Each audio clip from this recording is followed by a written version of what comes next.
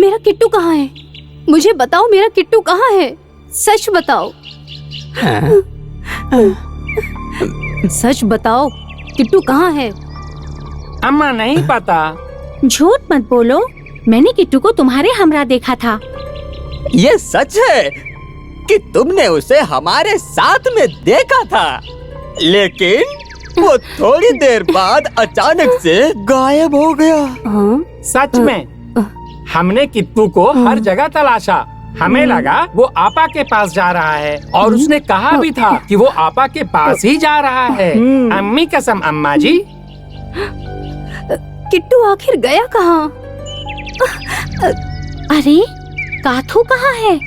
अब वो भी नहीं दिख रहा। ये दोनों कहीं किट्टू को तलाश करते करते बागड़ के घर तो नहीं चले गए? कहीं बागड़ ने तो नहीं पकड़ लिया? क्या बागड़ ने?